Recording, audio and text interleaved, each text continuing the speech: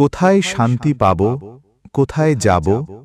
অন্তরের ভেতর যে ঝড় বয়ে চলে, সে ঝড়ের শব্দ তো কেবল আমিই শুনি।